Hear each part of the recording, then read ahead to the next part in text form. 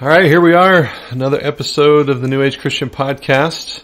Today I have Christopher Teasdale with me, and is going to be my co-host for today's discussion. We've actually decided to talk about something that I know for a few months earlier in 2017, Chris, I remember, in our journey together, you were really focusing a lot on this idea of giving yourself permission to explore, giving yourself permission, and that in reality, this idea of permission and in your spiritual journey really is kind of where it all starts, because when we look for answers and we look for solutions, but before you can do any of that looking, before you can do any of that searching, you actually have to deal with a measure of freedom that's underlying that entire journey. So I'm very much excited to hear what, you and I are so relational anyways, that's the nuggets that are going to come out of this discussion are pretty exciting. So, I don't know, maybe start off by just kind of sharing some of your thoughts and why. I know it was maybe 4 or 5 months. That was really, really on the tip of your tongue a lot. Yeah. It was very strong in my heart, and I think predominantly because it's such a layered subject. Right. Because in so many areas of life, you're looking for permission. From the time you're a child, right, no matter who you are on this planet, you've got a parent or a guardian of some sort, and then you have their culture, their religion, all of their rituals, and you look for permissions in that area. Then you look for it when you come out from your family and are discovering religion and your way of life, and then you develop the need to ask for permissions to walk out of that, and then in a much broader sense, what you desire to walk into. Right. And how much permission you have to walk into that. And I think it's just as I said, it's a multi-layered approach that has to be taken from anyone that desires freedom. One of the first things you do as a child is to ask if it's okay if you have the cookie or whatever. Right. Because you're limited on what you can do when you're a child. Mm-hmm. And then we know, as the Bible says, when I was a man, when I was a child, I thought a certain way. When I was a young man, I thought a certain way, and I matured into a full-grown man. Right. And now I have different thoughts and beliefs. So I think it's imperative that, number one, we recognize that there's a need to give yourself permission in all of those areas. But you don't do them first without giving yourself permission to come out from your family, come out from your religion, come out from all the beliefs and things that you've walked through already. But I thought permission was supposed to be given by God. Right. Right. I'm just, as you're talking, I'm like, oh, yeah. We've talked about this how many times, and yet for the first time, I just had this thought, wait a minute. Most people, most well-meaning people, especially Christian background, but any sort of religious background, the first thing that they're going to think is that giant control freak in the sky, known as God, that, well, Jesus said, I only do what I see the Father doing. I only, say what I hear the Father saying, all those things. And so, permission must first come from God. Yeah. But, I have my thoughts on it. What would you say to that? I would say that it's given to you. For instance, even the thought of that permission itself is handed to you by your culture, your religion, and your family. Even the thought of getting permission from God came from someone, that you got the permission to think this way, right, and no other way.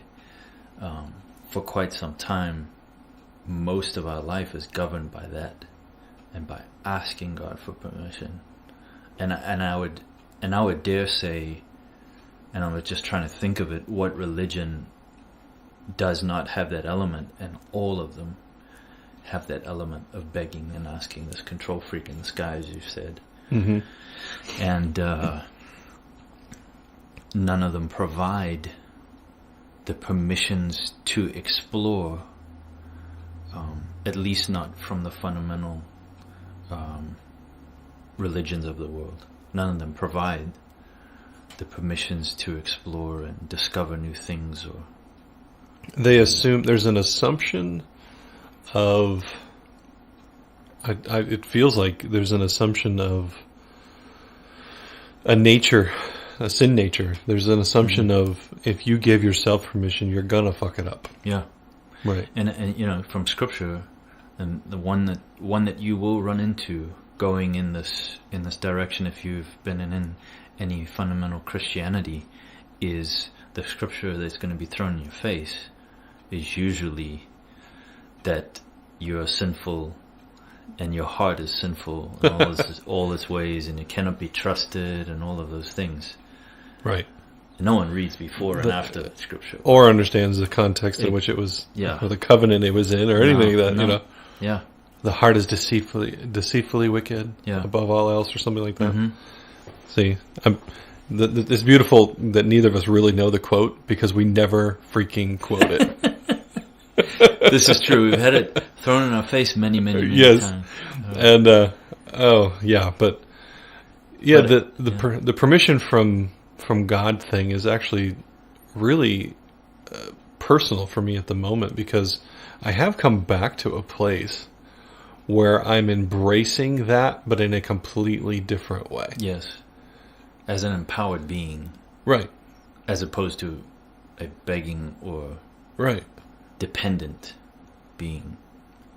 And it's almost, there's really no human construct. I have tried to think of an analogy for over a year now, because you and I were at a conference event with Jamie Englehart and Tony Fitzgerald. Yes. That Tony, it was I think 5 sessions, and he talked about spiritual fathering and kind of mentoring and the family of God concept.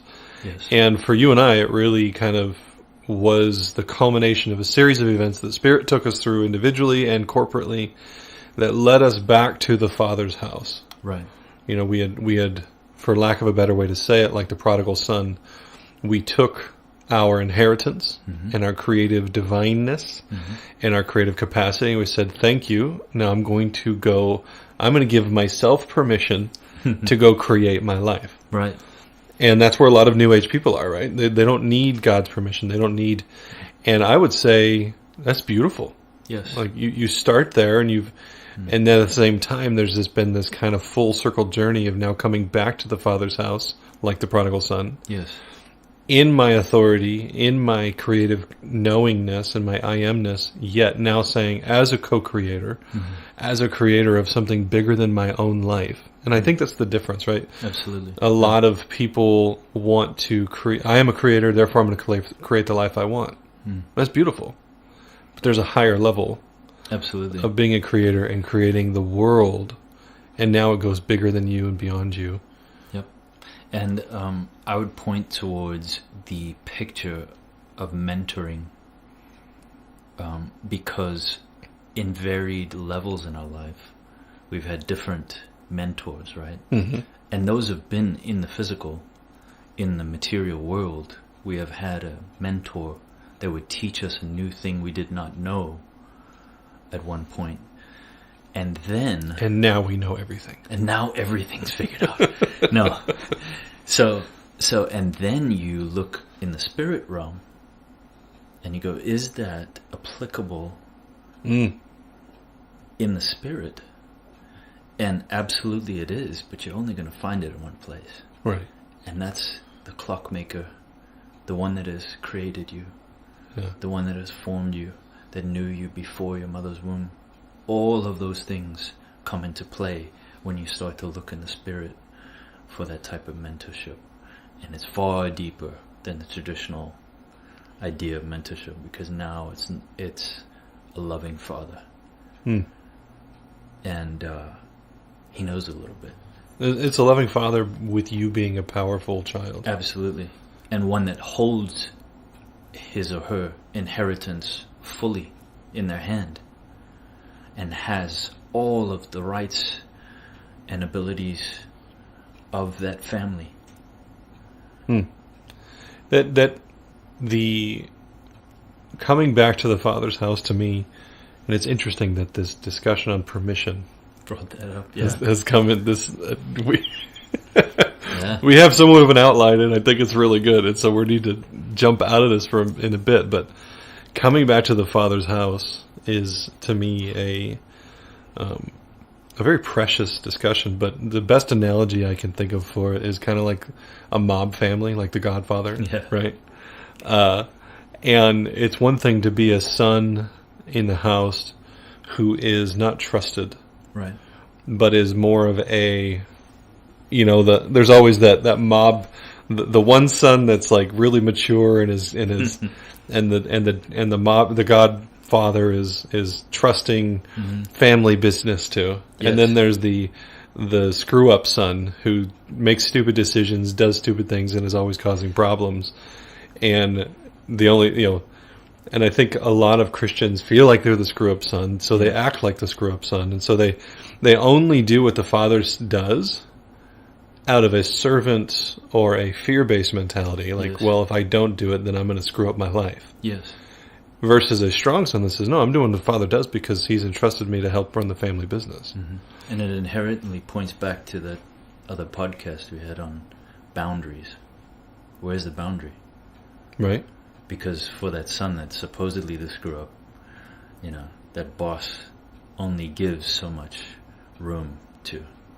Right. But for the one that's trusted, that has maturity, that has full capability of growing this thing, there's no boundaries. He can create business of his own on behalf of the family. That's why the prodigal son gets the ring and the robe when he comes back. Is because now he has the authority to conduct family business. That's what, the ring was for. It was a signet ring to sign contracts and to represent the family. And it's interesting, at least Hebraically, that you can get your inheritance before you have the authority. Absolutely. And you can conduct business on behalf of the family that already previously exists. However, another level of responsibility is where you create business on behalf of the family. And that was their tradition. That's why it's in that story. Right.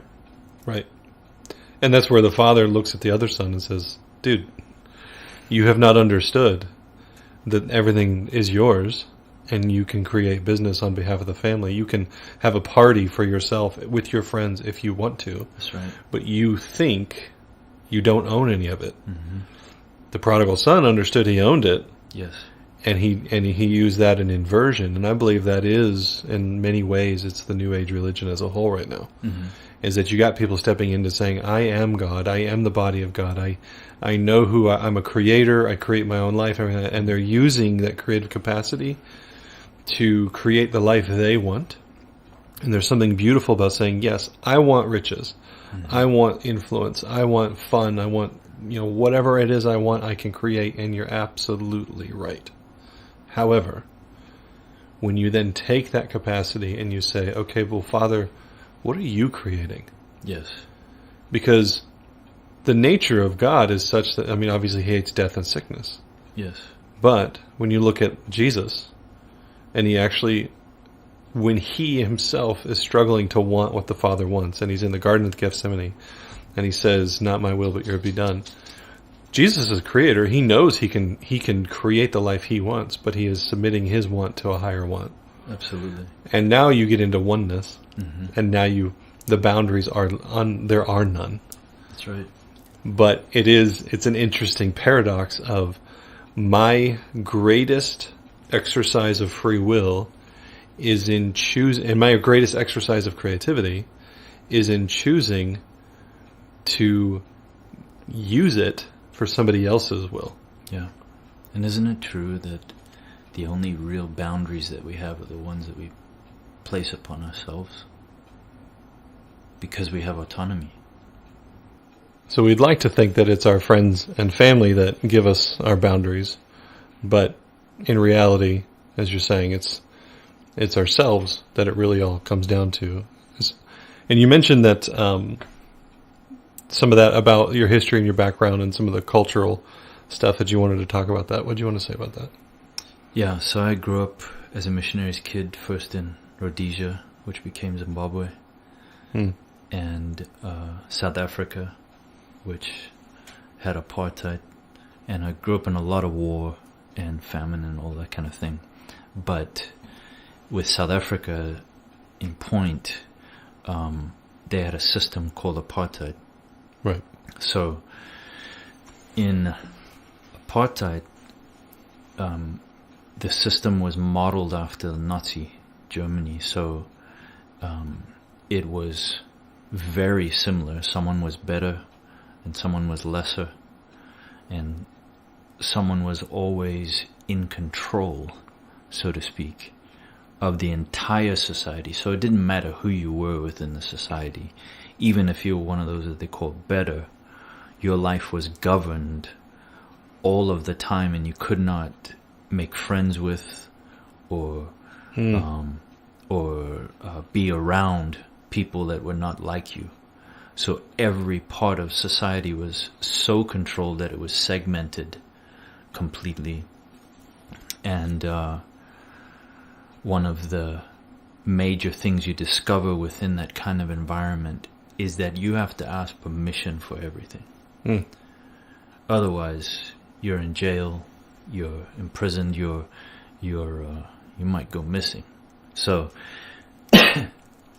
within that kind of structure, I found it eerily similar to religion. I found it. Did you just compare apartheid to religion? Absolutely, because one is... Oh boy. Yeah, I know. Because one is the accepted norm and you're a part of the club, and one you're not. But what stands out to me is, we've talked about this how many times? Yeah, many and times. I've never, ever considered like, oh my gosh, even if you're in the club, Yeah. you still have constant... So it's no different than the Jews and the Gentiles, right? Absolutely. Gentiles were out. You're not chosen. You're not the good people. Yeah. I'm not sure if I would have rather been a Jew or a Gentile. Yeah. Because even though the Jews were chosen, Yeah. they had even more rules. Did you heal this man on the Sabbath? Oh my gosh. So what you're saying is, growing up in apartheid, it was like, sure, we all know that it was, the Afrikaans whites that were ruling class, and then Yes. you had the coloreds and the blacks that were quote unquote lesser. Yes. Yeah. Yet, even as a white, you're saying the controls, the rules, the laws, the permissions, or the lack thereof. Yeah. So, a little story, because, I like to tell story because story is the way that we discover so much of the world, so much about ourselves as well. A little story is that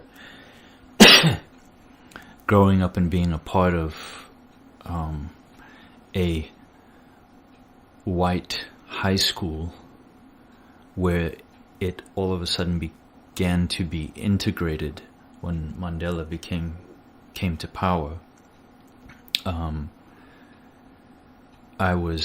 My parents were the first multicultural, multi-denominational church in South Africa. So for many years, we would have church behind closed doors, and we'd have to hide everything that we did. It was all underground. Did you put stuff up on the windows and stuff like that? Yeah. And we had to come from different directions of town towards the places that we would meet. So it was very interesting because any different place of town meant a different race. So it'd be multiple races coming together to worship. And what happened was, it began to be understood in Durban, where I was, that we were one of the first multiracial multicultural churches. And when I went to high school, that wasn't too popular. I had apparently the right skin tone. I apparently was in the right neighborhood. Right.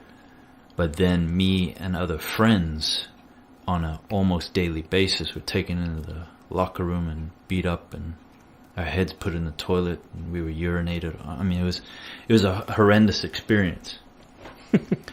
But you soon discover that you can have all of the right parameters that they desire for you to have, and then all of a sudden you're not be in the good old boys club anymore. So even if they give you permission, even if you receive quote-unquote acceptance, it's still, even permission, being given permission is still a reverse, it's still control. Oh, absolutely. In every way. You have my permission to be free. Yeah. Oh, thank you, sir. Yeah. When you remove that permission, apparently I'm not free anymore. So in reality, I never was free because I'm still needing your permission to be free. Right. As opposed to inherently being free from before you were created. As a teacher, I find that people are often seeking my permission. Yes. Because they've given me that position, right? They and it's subconscious, and nobody is consciously coming to me as their master. Right. But on a subconscious level, people thinking they're free and yet continuing to seek somebody else's permission to be free by default means you're not free. Right. And I have friends that have been in prison and friends that have been in jail for lengths of time. And one of the first things that kind of IDs them is that when they come out, the first thing they're asking is, can I go to the bathroom? Can I go here? Do you mind if I go and do it? And they're asking permissions immediately. Wow. Yeah. Oh my gosh. I'm just so many well-meaning people that so New Age Christianity is inherently filled with, kind of explorer personalities. Yes. And I think we can easily, we come out of Christianity that does have its control mechanisms, but we have been conditioned to need permission. Yeah. Right. And so that's where I get a lot of students who come to me and I've continually amazed at how many times we have introduced Christians to a cigar. Right. Or their first beer. Yeah. Right. It's just tobacco and alcohol, right? For nothing else. Like we've never done pot or anything like that. Like just those, a cigar and a beer. And we've witnessed, I think, 3 different dudes actually cry. Oh yeah. I mean, it's a revolutionary thing to them that they have permission from themselves to engage in to have a substance. And that's it, is because I've seen other ones. I've been there while other ones have had their first, and they're looking at me like, "Is this okay? Is this okay? Right. Is this okay?" Right. And I'm just enjoying my cigar, which I enjoy. Yeah. But the ones who it really seems to impact it's beyond Chris and Austin are having a cigar with me, and I look up to them, and they say this is okay, so it must be okay. Mm-hmm. I saw this is actually perfect. I saw it this morning, and it resonated in my spirit. It was a meme. And it was a picture of Sylvester Stallone for some reason, right? And it said, confidence isn't walking into a room and say, they're all going to like me. Right. Confidence is walking into the room and saying, even if they don't like me, I'll be okay. That's right. Absolutely. One thing, if you're a parent and you're walking on this journey, a parent of children, you are endeavoring with every fiber of your being to instill confidence. Mm-hmm. And when they come to ask you for permissions, at least I and many others who are on this journey are seeking to make sure that they know that they have permission to make decisions. Yeah. So when they come to me and they say, "Can I do this?" I say, "What do you think?" That is, so I have a spiritual son that shall remain nameless, Yes. but I know he listens to this podcast religiously, Yes.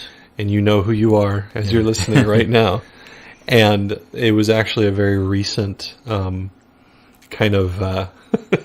I think he would probably classify it as a conflict between he and I, and I was just on my side, just kind of chuckling because he was bumping up against this. Yeah. For a few years, he's been seeking my permission. Yes.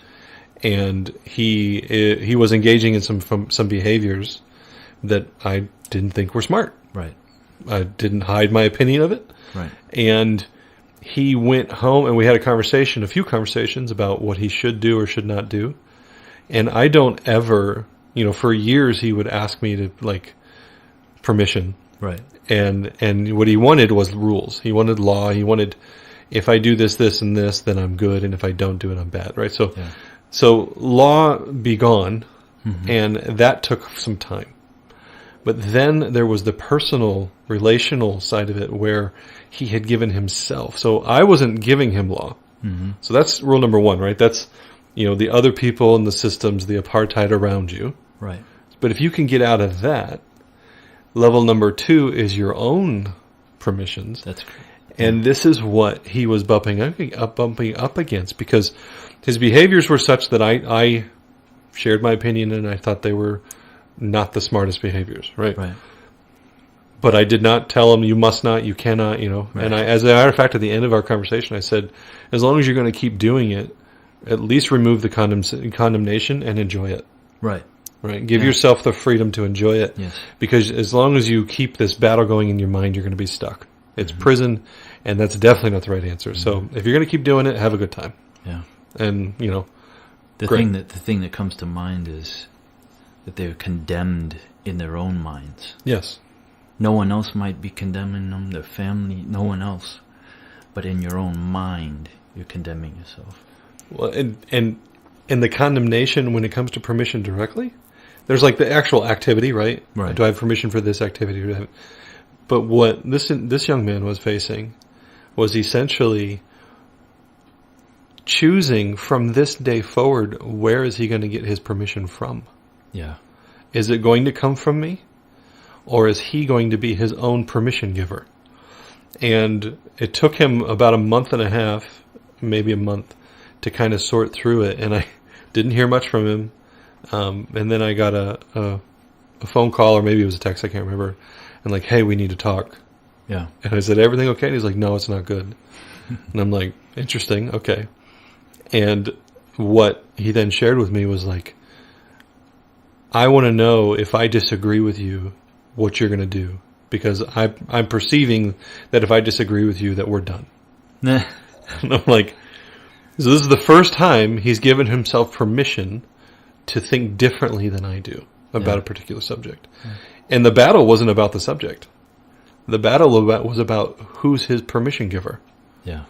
And while the behavior was still something I don't agree with, the fact that he had the courage to become his own boundary setter, that he had the courage to look at his spiritual father, his teacher, his mentor, and say, I disagree with you. And therefore, I'm going to give myself permission to do this.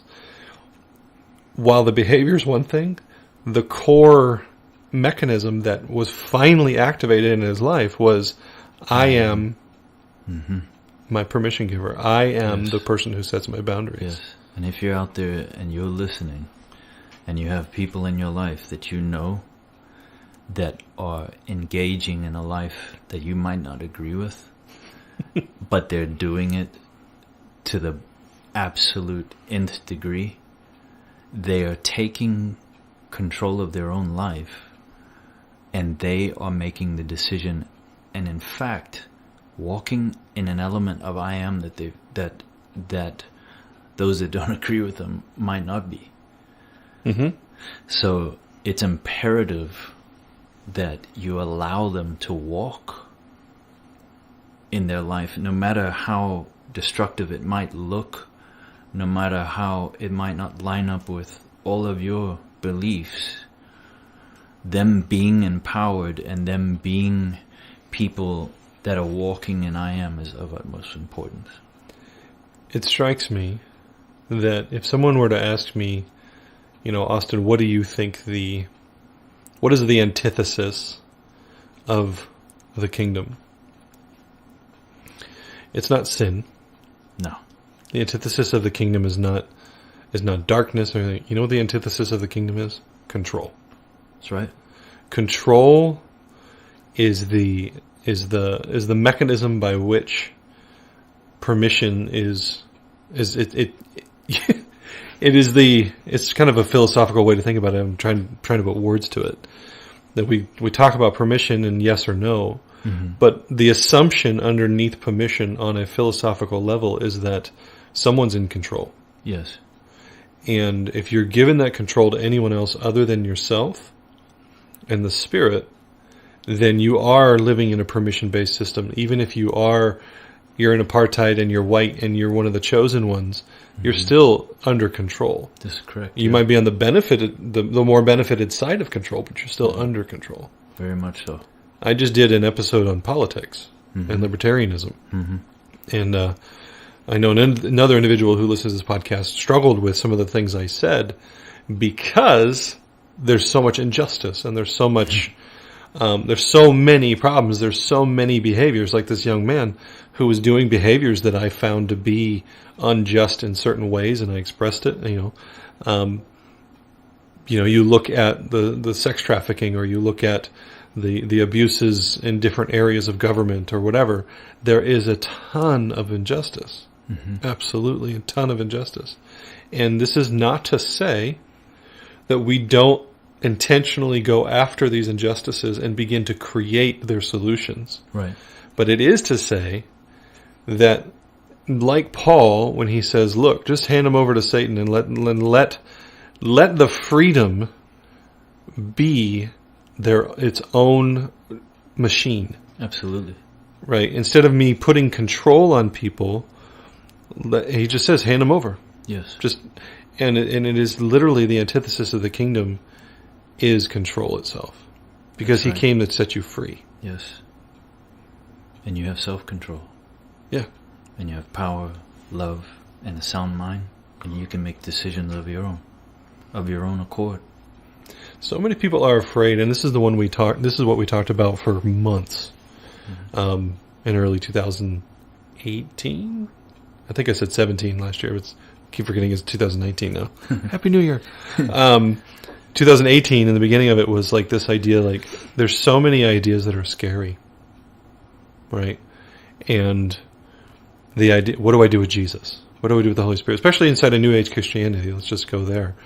What do I do with the Bible? What do I do with the traditions? And when the interview we did with you, the New Age Christian interview with Christopher Teasdale, we talked about ritual. What do I do with the sacraments and worship music and all this stuff?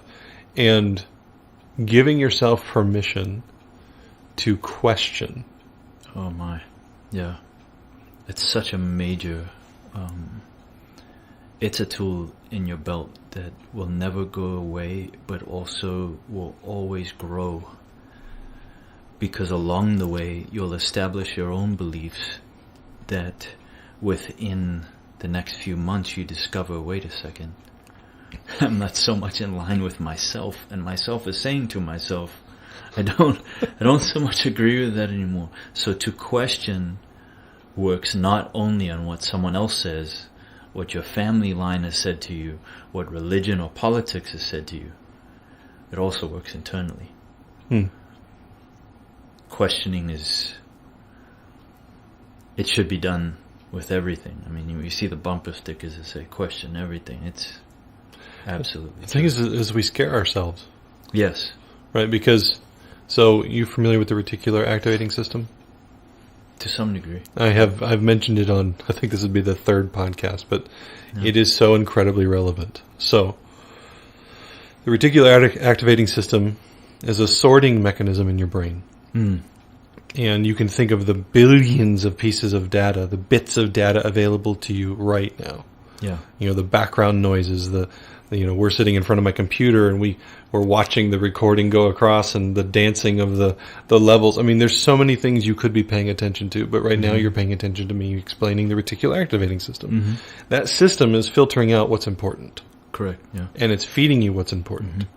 But at the very core of the definition of what is important, quote unquote, is self-preservation. Yes.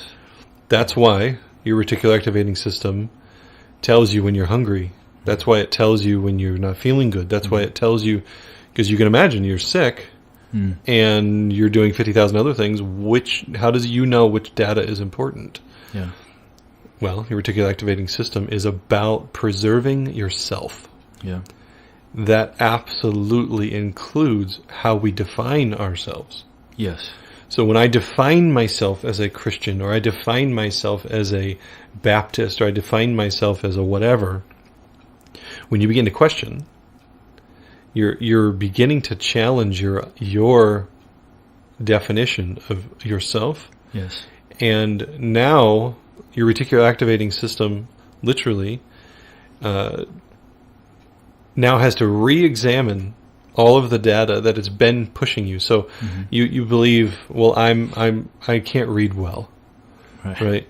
And so you go out every day and you read billboards just fine, and you read, but suddenly you get to these scenarios where you have to read publicly, and now your reticular activating system finds all the proof you need that you can't read well, because it proves you right. It takes your identity and says, this is who you are. And if it showed you all the ways in which you read well, or if it began to illuminate to you the millions of people in the world who can't read at all, right, you would think you were crazy. Yeah. Because you would believe you're not a good reader, and yet your evidence would be that you are. Yeah. And so it scares you when your identity begins to pick up other pieces of data. Yeah.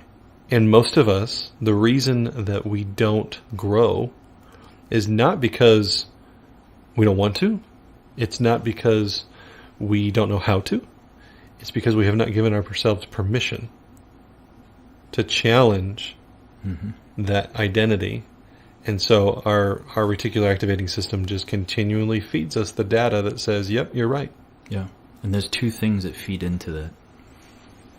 If we can eliminate unhealthy fear from that scenario, we're gathering the best out of who we are and our identity and our growth and our progression. The other thing that feeds into that is that no matter your background, what language you speak, or whatever, we are subconsciously constantly looking for the things that confirm to us how terrible we are at something. Right? Yeah. We are constantly looking for that. We're constantly looking for a confirmation from someone else, from the environment, and from the feedback that we get from the world that we are great at failing. Yeah, fill in the blank with whatever it is. Fill in the blank for whatever. Socially, relationally, whatever. Whereas standing in your I amness, fear is not paramount. It's then used as a tool for the things that you actually should fear, as opposed to the plethora of things that are unnecessary to fear. And the other thing is, it flips the looking for confirmation of what you fail at on its head. So then, in your I amness, you're actually just having a mirror. The world is a mirror to you of how amazing you can be. I cannot remember the quote entirely, but it's not the fear of us failing that we actually fear the most. It's the thing that we fear the most is how amazing we can be. And you got to give yourself permission to believe that. That's right. It's like permission is almost like a membrane. Yes. Right. And it's laminated together with fear. That's right. As another membrane. That's right. Yeah. And it's laminated with your beliefs. And that's I would if it's a 2-layer membrane where you've got permission and fear, it's wrapped up and bound together, or it's glued together by beliefs. Yes. And that is, so if I'm envisioning me in the center of a circle that's a perfect symmetrical circle around me, Mm-hmm. and that symmetrical circle defines everything I think I am. Yeah. Right? Or everything that I am, not just think I am, Yeah. because if I think I am, I am. That's right. Right? Mm-hmm. But I look and I go, I've always believed that I'm X, Y, and Z, and I don't want to be X, Y, and Z anymore. So I need to give myself permission to believe that I could not be X, Y, and Z. That membrane is, some subjects are easier to break through that membrane than others. Mm-hmm. Right? If you talk about a skill, like I'm terrible at piano. Mm-hmm. Well, go take some classes and you can, get a teacher and you can become less terrible at piano. Right. So skills are one thing, but like personality traits, Identity. stuff, the things you struggle with, well, this happened to me and therefore, I always struggle with this, even down to physical things like, I'm always going to have ear problems, or I'm going to, giving yourself permission to believe that you don't need to have bad eyesight. Yes. Giving yourself permission to believe that you don't need to have a problem with constant sarcasm. Mm-hmm. We lock ourselves in. Mm-hmm. And I think that's this kind of segueing into, once you get past the permission from people and the systems you're in, the next boundary you hit is permissions for yourself. Yes. Like this young man that I was talking about. Yes. That he finally realized, instead of getting permission from me, he's now going to get permission from himself. Yeah. And that is absolutely the next level in identity. Yeah. Now, that one I don't think ever, you always have to get permission from yourself. But that is the highest level of living in this subject, and permission-wise. But, okay, now let's say somebody is, I stepped out of religion, I stepped out of my family systems, I don't look to teachers anymore. I absolutely am the permission giver of my life. And hey, maybe I've even come back to the Father's house and to the Spirit's way of being, to where I then use that powerfully to submit back to the Spirit, that I will give myself permission, but I will always double check with Him, type of thing. Right? That's where you and I are at. Yes. Okay. Once you get there, what are some of the skills? What would you say are the most, I know this isn't an interview, this is a discussion, but Yeah. Some of the things that you found for yourself that you, almost like a mantra, or the skills that you know to be daily necessary to live that way? I would say that first and foremost, I had to look at those membranes of fear and find them in the natural. Once I found them in the natural, I realized that all those membranes, the sperm and the egg, in the body, the hymen, the womb, Mm-hmm. all of them produce a birthing of something. In the typology out of Scripture, Mm-hmm. one membrane is passed through into another. Yeah, the veils. And there's always a transformation or a birthing of something that takes place once that membrane is passed through. It shouldn't only give us courage to pass through those membranes. It should excite us to no end that something new is about to be birthed. Now, yes, it will take your own intestinal fortitude to gather the courage to pass through that, because of your fears of the culture that you're in, the family that you're a part of, the rituals that you're familiar with, to pass in through that membrane. But once it's passed through, there will be a birthing of something new. Always. And that reminder, then that on a skill level, it has to be pretty freaking conscious sometimes. Yes. Because the natural way to go, I'm now going to pass through this thing that I fear. Mm-hmm. I'm now going to pass through this thing that I've not given myself permission to think differently. Sometimes it's like, yes, I'm gonna give myself permission to believe my eyes can be healed, and it's easy to be excited. Yes. Other things, not so much, right? That's right. And that's where I look to one of the craziest verses to unpack in the Scripture to me is, for the joy set before him, he endured the cross. Yes. Like, let's rewind that back. Mm-hmm. He was happy about going through the cross. Yeah. certainly the cross being that membrane, being that moment, that thing, shitty as hell, right? I mean, yes. no In doubt, every way. but he was happy about it. Mm-hmm. That happiness had to be conscious. Absolutely. He had to prophetically see the other side of passing through that. Yeah. And when it comes to the worst things that we fear, or the worst things that we struggle to give ourselves permission to do, I think that little nugget about finding the joy, finding the thing, because that will be the thing that helps you get through it. Absolutely. Right. It says, for the joy set before him, he endured the cross. I don't think without the joy he could have. That's right. Right. And I think Jesus knew that, which is why the Garden of Gethsemane, it took him 3 times to want what the Father wanted in it, and that joy had to settle in. Mm-hmm. And so, as absolutely a skill-based nugget, when you know that that's the mechanism that you need to find, mm-hmm. you can find it that much easier to go, oh my gosh, I'm struggling with this. It's because I've lost sight of the target. I've lost sight of what I'm excited about. Yeah. I think part and parcel with that would be the skill that is learned of taking every thought captive. Yes. Because whatever you're thinking is going to determine what the outcome is. So taking it captive before passing through that is envisioning the outcome as the absolute best outcome, and surprises on the other side.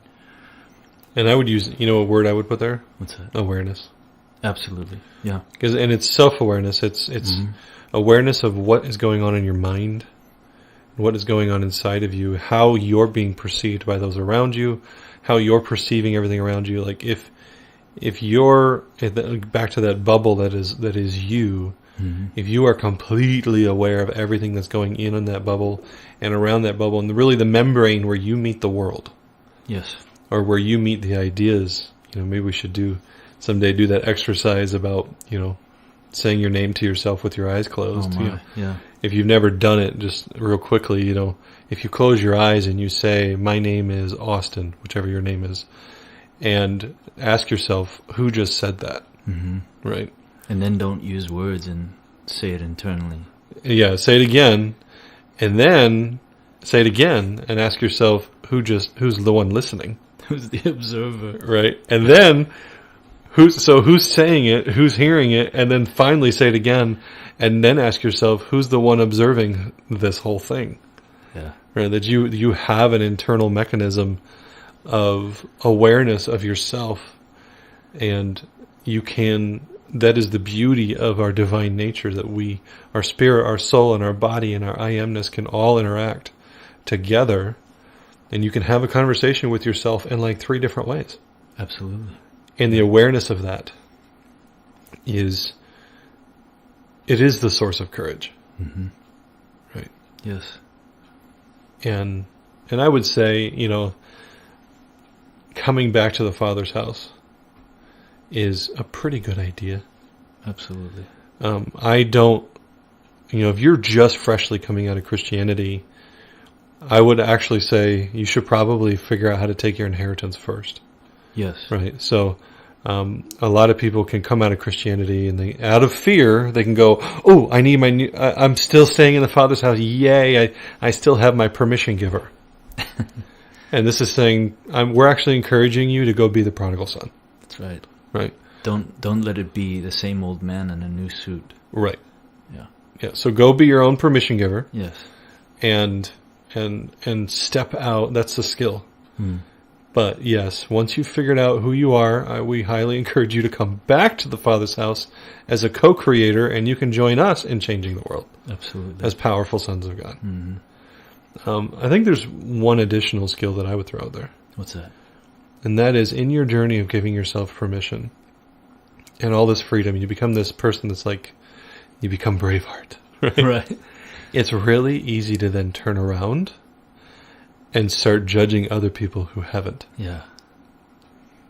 And it's probably the first thing that you do anyway. on this journey, if I'm honest. You kind of naturally do it. I've arrived, and I have come through so much, and I'm so free. Look at these that are bound. these muggles. Right. Look at these still enslaved. And you look down upon them, and then once you mature more, you discover that you're doing that, and you don't like that about yourself. Right. Yeah. And then you discover that in your purest self, you would not look at someone else as that because you were actually them. You're just doing it on a deeper level too. Absolutely. You're still playing that game. You're on a different spiral of the spiral of truth, but that's it. You're still on the spiral. Yeah, you're still playing permission and control. Yes. And you're just judging them for not having as much permission and as much freedom as you do. Yeah. And yet, if they truly had all the freedom that you're saying you live in, what is there to judge? Don't feed that ego for the sake of trying to grow spiritually. And the answer is just honor. Yes. Just honor the crap out of people. Yes. Let when we left, I know both of us and so many in this New Age Christian camp, when you leave churchianity, you spend, some of us longer than others, you spend time turning around and judging where you just came from. Yeah. Right. Those buttholes, those judgmental pricks, blah, blah, blah, blah. And you're just being one. Yeah. You're just being a judgmental prick butthole too. Yeah. In a different way. And we would never sit on here and say, okay, so stop doing that. Right? Because that's just a law with nothing to replace it with. Right. Instead, replace it with honor. Yes. And replace it with perspective. Yes. And love and peace and all that good stuff. But honor really is, to me, my favorite word there. Yes. Because there's so many examples within Scripture. And if you're from a different religious background, there's beautiful examples of honor. You can look at cultures and find the honor that the young have for the elder. You can find honor even to those who are free, to those that have once enslaved them, because they were a part of strengthening them. Yes. To such a degree. There used to be honor in battle. Yes. There used to be honor between enemies. Yes. I think we have forgotten how to honor. And as such, the judgment has just gotten worse. Yeah. Because someone's beliefs differ from you does not mean that you cannot break bread with them, and you cannot have dinner with them, and you cannot, learn their perspective and maybe show and gently share your perspective on things. That's the beauty of that diversity. Yeah. And that's what I talked about on that last episode about in our interview about the when you come into New Age Christianity, you not only find a home, but you find a home that has no borders. Yes. And you find, like the Israelites in the Promised Land, you realize this territory is so vast that there's still, inside of an identity called New Age Christianity, there's still massive room for difference. Yes. And that is one of the permissions that, by all means, this culture gives. Is we give you permission to give yourself permission. Yeah. Take all the shoulds and the should nots, and all of those instructions from control, and banish them from who you are. Yeah. Otherwise, you just should all over yourself. That's right. You should your pants. Sure do. Well, hopefully this episode is giving you some food for thought. I know Christopher and I love just talking through some of the more internal mechanisms of the kingdom. And we'll have him back a lot, hopefully, assuming... It's been great fun, and I enjoy the subject matter because it actually matters. Right? It actually matters. Oh, my goodness. So, well, thank you, Chris. Yes. And thank you. Yeah, you're welcome. And We thank you for listening, giving us your time. I always appreciate, in this day and age, giving somebody an hour of your time is a big freaking deal. So, as always, if you consider donating, we would highly appreciate it. And until next time, God bless, and we'll see you on the next episode.